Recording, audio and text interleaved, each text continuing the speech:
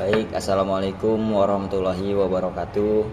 Perkenalkan, nama saya Bayhaki, tempat tanggal lahir Enok 24 Juni 2005. Saya dari Prodi S1 Manajemen Fakultas Ekonomi dan Bisnis.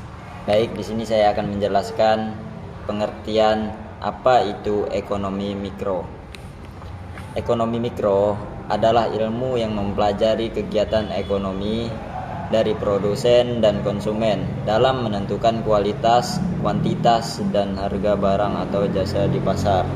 Selanjutnya, pengertian ekonomi mikro menurut para ahli. Ada beberapa para ahli yang mengatakan, yang pertama Emerson dan William M. Neal.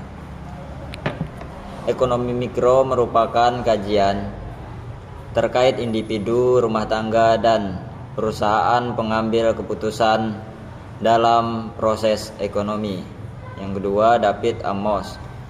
Ekonomi mikro sebagai langkah penganalisisan sebuah keputusan yang dibuat oleh individu atau kelompok, mulai dari faktor-faktornya hingga pertimbangan akan biaya dan manfaatnya. Yang ketiga, Adam Smith. Melihat adanya sebagai pertimbangan rasional dan pengambilan keputusan yang dipilih oleh pelaku ekonomi. Yang keempat, N. G. Menkyo. Dalam bukunya ia menulis, pengertian ekonomi mikro adalah ilmu yang membahas tentang peran individu-individu pelaku ekonomi, bagaimana rumah tangga dan perusahaan membuat keputusan, serta bagaimana mereka berinteraksi di dalam pasar tertentu. Yang kelima, Sadono Sukirno. Dalam buku Ekonomi Mikro, Teori Pengantar, Sadono Sukirno menyatakan bahwa pengertian ekonomi mikro adalah cabang dari ilmu ekonomi yang mempelajari perilaku konsumen dan perusahaan serta penentuan mikroekonomi sendiri, berfungsi menganalisis bagaimana segala keputusan dan juga perilaku tersebut mempengaruhi penawaran dan juga permintaan atas barang dan jasa yang akan menentukan penawaran serta juga pertimbangan barang dan jasa selanjutnya.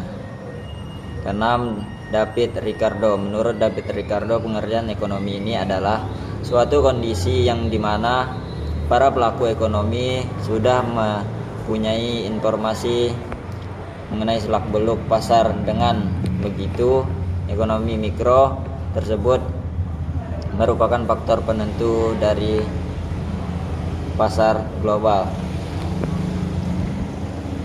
Tujuan ekonomi mikro mempelajari